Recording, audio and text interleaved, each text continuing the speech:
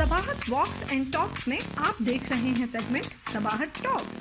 अगर आपने अभी तक चैनल को सब्सक्राइब नहीं किया तो जल्दी से सब्सक्राइब करके आ जाएं और बेल आइकन की घंटी बजाना मत भूलें ताकि आप कोई भी इंटरेस्टिंग स्टोरी मिस न कर सकें। जी तो दोस्तों, पिछली किस्त में आपने देखा कि किस तरीके से पतरस ने मुख्तलिफ़ कोशिशें करके कभी शख्सियत और कभी सीरत के अल्फाज इस्तेमाल करके अपने वालिदैन को हॉस्टल की अहमियत से आगाह करना चाहा। देखते हैं वो अपनी इस कोशिश में कितने कामयाब हुए हैं।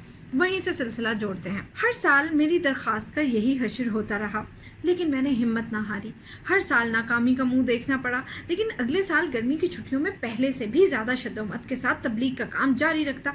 हर दफ़ा नई नई दलीलें पेश करता, नई नई मिसालें काम में लाता। जब शख्सियत और सीरत वाले मजमून से काम ना चला तो अगले साल हॉस्टल की ज़िंदगी के इंज़बात और बाकायदगी पर तबसरा किया।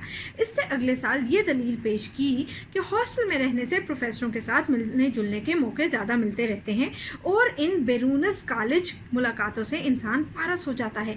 उससे अगले साल ये मतलब यूँ अदा किया कि हॉस्टल की आबो हवा बड़ी अच्छी होती है, सफाई का ख़ास तौर पर ख्याल रखा जाता है, मक्खियाँ और मच्छर मारने के लिए कई अफसर मुकर्रर हैं।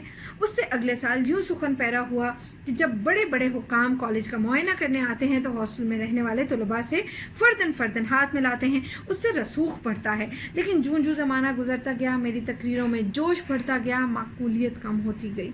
शुरू में हॉस्टल के मसले पर वालिद मुझसे बाकायदा बहस किया करते थे।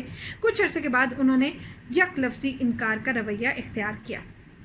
फिर एक आध साल मुझे हंस के टालते रहे और आखिर में ये नौबत आन पहुंची कि वो हॉस्टल का नाम सुनते ही तंज़ामेज़ कहे के साथ मुझे तशरीफ़ ले जाने का हुक्म दे दिया करते थे। उनके इस सलूक से आप ये अंदाज़ा ना लगाइए कि उनकी शफ़क़त में कुछ कमी आ गई थी, हरगिज़ नहीं। हकीकत सिर्फ इतनी है कि बाज़ नागवार हादसात की वजह से घर में मेरा इक़्तिदार कुछ कम हो गया था। इत्तफ़ाक़ ये हुआ कि मैंने जब पहली मरतबा BA का इम्तहान दिया तो फ़ेल हो गया। अगले साल एक मरतबा फिर यही वाक़या पेश आया। उसके बाद भी जब 3-4 दफ़ा यही किस्सा हुआ तो घर वालों ने मेरी उमंगों में दिलचस्पी लेनी छोड़ दी। BA में पे दर पे फ़ेल होने की वजह से मेरी गुफ्तगू में एक सोच तो ज़रूर आ गया था, लेकिन कलाम में वो पहले जैसी शौकत और मेरी राय में वो पहले जैसी वक़्त अपना रही थी। मैं ज़माना तालिब इल्मी के उस दौर का हाल ज़रा तफसील से बयान करना चाहता हूँ, क्योंकि इससे एक तो आप मेरी ज़िंदगी के नशेब व फराज से अच्छी तरह वाकिफ़ हो जाएंगे और इसके अलावा इससे यूनिवर्सिटी की बाज़ बेकायदगियों का राज भी आप पर आश्कार हो जाएगा। मैं पहले साल BA में क्यों फ़ेल हुआ इसका समझना बहुत आसान है। बात यह हुई कि जब हमने FA का इम्तिहान दिया तो चूँकि हमने काम खूब दिल लगा कर किया था, इसलिए हम इसमें कुछ पास हो ही गए थे। बहरहाल फ़ेल ना हुए। यूनिवर्सिटी ने यूँ तो हमारा जिक्र बड़े अच्छे अल्फाज में किया, लेकिन रियाजी के मुतालिक ये इरशाद हुआ कि सिर्फ इस मजमून का इम्तिहान एक आध दफ़ा फिर दे डालो।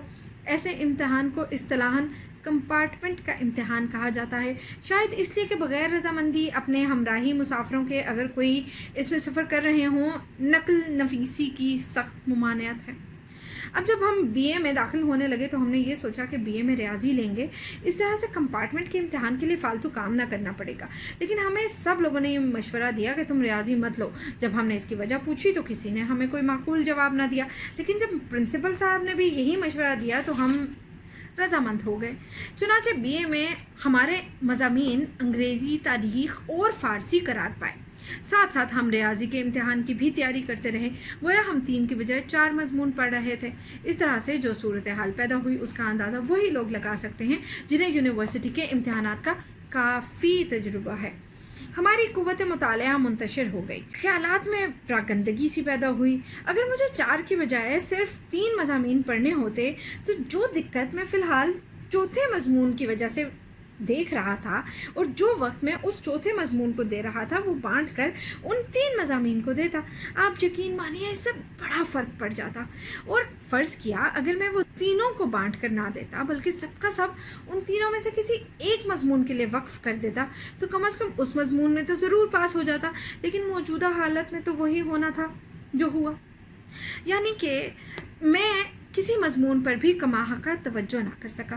कंपार्टमेंट के इम्तिहान में तो पास हो गया, लेकिन BA में एक तो अंग्रेज़ी में फ़ेल हुआ, وہ تو ہونا ہی تھا کیونکہ انگریزی ہماری مادری زبان نہیں. اس کے علاوہ تاریخ اور فارسی میں بھی فیل ہو گیا. اب آپ ہی سوچئے نا کہ جو وقت مجھے کمپارٹمنٹ کے امتحان پر صرف کرنا پڑا وہ اگر میں وہاں صرف نہ کرتا بلکہ اس کی بجائے، مگر خیر یہ بات میں پہلے عرض کر چکا ہوں. فارسی میں کسی ایسے شخص کا فیل ہونا جو ایک علم دوست خاندان سے تعلق رکھتا ہو لوگوں کے لیے از حد حیرت کا موجب ہوا، اور سچ پوچھے تو ہمیں بھی اس پر سخت ندامت ہوئی. لیکن خیر اگلے سال یہ ندامت دھل گئی اور ہم فارسی میں پاس ہو گئے، اور اس سے اگلے سال تاریخ میں پاس ہو گئے، اور اس سے اگلے سال انگریزی میں. اب قاعدے کی روح سے ہمیں بی اے کا سرٹیفکیٹ مل جانا چاہیے تھا، لیکن یونیورسٹی کی اس طفلانہ ضد کا کیا علاج کہ تینوں مضمونوں میں بیک وقت پاس ہونا ضروری ہے. بعض طباعیں ایسی ہیں کہ جب تک یکسوئی نہ ہو مطالعہ نہیں کر سکتے. کیا ضروری ہے کہ ان کے دماغ کو زبردستی ایک کھچڑی سا بنا دیا جائے؟ ہم نے ہر سال صرف ایک مضمون پر اپنی تمام تر توجہ دی اور اس میں وہ کامیابی حاصل کی. باعث شاید باقی 2 مضمون ہم نے نہیں دیکھے، لیکن ہم نے تو یہ ثابت کر دیا نا کہ جس مضمون میں چاہے پاس ہو سکتے ہیں. اب تک تو 2 مضمونوں میں فیل ہوتے رہے تھے، لیکن اس کے بعد ہم نے تہیہ کر لیا کہ جہاں تک ہو سکا اپنے مطالعے کو وسیع کریں گے. یونیورسٹی کے بیہودہ اور بے معنی قواعد کو اپنی مرضی کے مطابق نہیں بنا سکتے تو اپنی طبیعت پر ہی کچھ زور ڈالیں. لیکن جتنا غور کیا اس نتیجے پر پہنچے کہ 3 مضمونوں میں بیک وقت پاس ہونا فی الحال مشکل ہے. پہلے 2 میں پاس ہونے کی کوشش کرنی چاہیے.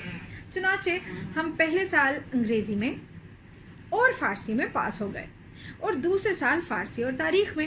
جن مضامین میں ہم جیسے جیسے فیل ہوئے وہ اس نقشے سے ظاہر ہیں. نمبر 1 انگریزی، تاریخ، فارسی. نمبر 2 انگریزی، تاریخ. 3 انگریزی، فارسی. 4 تاریخ، فارسی. گویا جن طریقوں سے ہم 2 مضامین میں فیل ہو سکتے تھے وہ ہم نے سب پورے کر دیے. اس کے بعد ہمارے لیے 2 مضامین میں فیل ہونا ناممکن ہو گیا اور ایک مضمون میں فیل ہونے کی باری آئی. چنانچہ اب ہم نے مندرجہ ذیل نقشے کے مطابق فیل ہونا شروع کر دیا. تاریخ میں فیل، انگریزی میں فیل. اتنی دفعہ امتحان دے چکنے کے بعد جب ہم نے اپنے نتیجوں کو یوں اپنے سامنے رکھ کر غور کیا تو ثابت ہوا کہ غم کی رات دور ہونے والی ہے. ہم نے دیکھا کہ اب ہمارے فیل ہونے کا صرف ایک ہی طریقہ باقی رہ گیا ہے، وہ یہ ہے کہ فارسی میں فیل ہو جائیں. لیکن اس کے بعد تو پاس ہونا لازم ہے.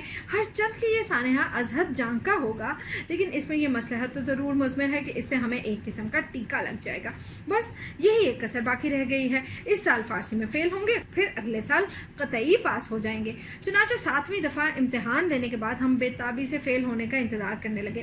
یہ انتظار دراصل فیل ہونے کا انتظار نہ تھا، بلکہ اس بات کا انتظار تھا کہ اس فیل ہونے کے بعد ہم اگلے سال ہمیشہ کے لیے بی اے ہو جائیں گے.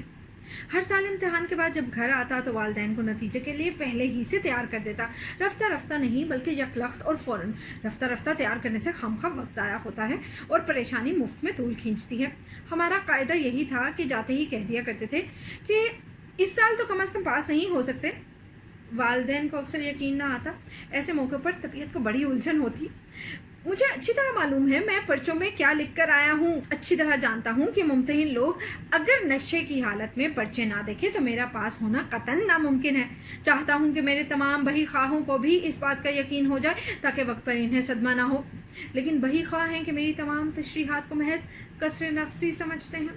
آخری سالوں میں والد کو فوراً یقین آ جایا کرتا تھا کیونکہ تجربے سے ان پر ثابت ہو چکا تھا کہ میرا اندازہ غلط نہیں ہوتا. لیکن ادھر ادھر کے لوگ اجی نہیں صاحب، اجی کیا کہہ رہے ہو، اجی یہ بھی کوئی بات ہے بھلا، ایسے فکروں سے ناک میں دم کر دیا کرتے تھے. بہرحال اب کے پھر گھر پہنچتے ہی ہم نے حسب دستور اپنے فیل ہونے کی پیشین گوئی کر دی. دل کو یہ تسلی تھی کہ بس یہ آخری موقع ہے، اگلے سال ایسی پیش گوئی کرنے کی ضرورت نہ ہوگی. ساتھ ہی خیال آیا کہ وہ ہاسٹل کا قصہ پھر شروع کیا جائے. اب تو کالج میں صرف ایک ہی سال باقی رہ گیا ہے. اب بھی ہاسٹل میں رہنا نصیب نہ ہوا تو عمر بھر گویا آزادی سے محروم رہے. گھر سے نکلے تو ماموں کے ڈربے میں، اور جب ماموں کے ڈربے سے نکلے تو شاید اپنا ایک ڈربہ بنانا پڑے گا. آزادی کا 1 سال، صرف 1 سال، اور یہ آخری موقع ہے. آخری درخواست کرنے سے پہلے میں نے تمام ضروری مسالہ بڑی احتیاط سے جمع کیا. جن پروفیسروں سے مجھے اب ہم عمری کا فخر حاصل تھا، ان کے سامنے نہایت بے تکلفی سے اپنی آرزوؤں کا اظہار کیا اور ان سے والد کو خطوط لکھوائے کہ اگلے سال لڑکے کو آپ ضرور ہاسٹل میں بھیج دیں۔ بعض کامیاب طلباء کے والدین سے بھی اس مضمون کی عرض داشتیں بھجوائیں۔ خود اعداد و شمار سے ثابت کیا کہ یونیورسٹی سے جتنے لڑکے پاس ہوتے ہیں ان میں سے اکثر ہاسٹل میں رہتے ہیں، اور یونیورسٹی کا کوئی وظیفہ یا تمغہ یا انعام تو کبھی ہاسٹل سے باہر گیا ہی نہیں۔ میں حیران ہوں کہ یہ دلیل مجھے اس سے پیشتر کیوں نہ سوجی، کیونکہ یہ بہت کارگر ثابت ہوئی۔ والد کا انکار نرم ہوتے ہوتے غور و خوض میں تبدیل ہو گیا، لیکن پھر بھی ان کے دل سے شک رفع نہ ہوا۔ کہنے لگے، میری سمجھ میں نہیں آتا کہ جس لڑکے کو پڑھنے کا شوق ہو وہ ہاسٹل کے بجائے گھر پر کیوں نہیں پڑھ سکتا۔ میں نے جواب دیا کہ ہاسٹل میں ایک علمی فضا ہوتی ہے جو ارسطو اور افلاطون کے گھر کے سوا اور کسی کے گھر میں دستیاب نہیں ہو سکتی۔ ہاسٹل میں جسے دیکھو بحر علوم میں غوطہ زن نظر آتا ہے، باوجود اس کے کہ ہر ہاسٹل میں 200-300 لڑکے رہتے ہیں، پھر بھی وہ خاموشی طاری ہوتی ہے کہ قبرستان معلوم ہوتا ہے۔ شام کے وقت ہاسٹل کے صحن میں جا بجا طلباء علمی مباحثوں میں مشغول نظر آتے ہیں۔ علی الصبح ہر ایک طالب علم کتاب ہاتھ میں لیے ہاسٹل کے چمن میں ٹہلتا نظر آتا ہے۔ کھانے کے کمرے میں، کامن روم میں، غسل خانوں میں، برآمدوں میں، ہر جگہ لوگ فلسفے اور ریاضی اور تاریخ کی باتیں کرتے ہیں۔ جن کو ادب انگریزی کا شوق ہے وہ دن رات آپس میں شیکسپیئر کی طرح گفتگو کرنے کی مشق کرتے ہیں۔ ریاضی کے طلباء اپنے ہر ایک خیال کو الجبرے میں ادا کرنے کی عادت ڈال لیتے ہیں۔ فارسی کے طلباء رباعیوں میں تبادلہ خیال کرتے ہیں۔ تاریخ کے دل دادا والد نے اجازت دے دی۔ اب ہمیں یہ انتظار کہ کب فیل ہوں اور کب اگلے سال کے لیے عرضی بھیجیں۔ اس دوران میں ہم نے اپنے تمام دوستوں سے خط و خطابت کی جن کے متعلق یقین تھا کہ اگلے سال پھر ان کی رفاقت نصیب ہوگی، اور انہیں یہ مژدہ سنایا کہ آئندہ سال ہمیشہ کے لیے کالج کی تاریخ میں یادگار رہے گا، کیونکہ ہم تعلیمی زندگی کا ایک وسیع تجربہ اپنے ساتھ لیے ہاسٹل میں آ رہے ہیں، جس سے ہم طلباء کی ایک نئی پود کو مفت مستفید فرمائیں گے۔ اپنے ذہن میں ہم نے ہاسٹل میں اپنی حیثیت ایک مادر مہربان کی سی سوچ لی، جس کے ارد گرد ناتجربہ کار طلباء مرغی کے بچوں کی طرح بھاگتے پھریں گے۔ سپرنٹینڈنٹ صاحب کو، جو کسی زمانے میں ہمارے ہم جماعت رہ چکے تھے، لکھ بھیجا کہ جب ہم ہاسٹل آئیں تو فلاں فلاں مراعات کی توقع آپ سے رکھیں گے اور فلاں فلاں قواعد سے اپنے آپ کو مستثنا سمجھیں گے۔ اطلاع عرض ہے۔ اور یہ سب کچھ کر چکنے کے بعد ہماری بد نصیبی دیکھیے کہ جب نتیجہ نکلا تو ہم پاس ہو گئے۔ ہم پہ جو ظلم ہوا سو ہوا۔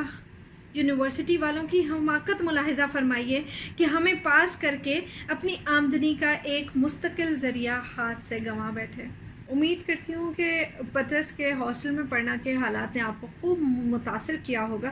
آپ کو بھی اگر کوئی دلیل یا کسی ٹھوس بہانے کی ضرورت محسوس ہو تو پطرس کا یہ مضمون دوبارہ ضرور پڑھیے گا۔ اپنا بہت سا خیال رکھیے، جیتے رہیے، خوش رہیے۔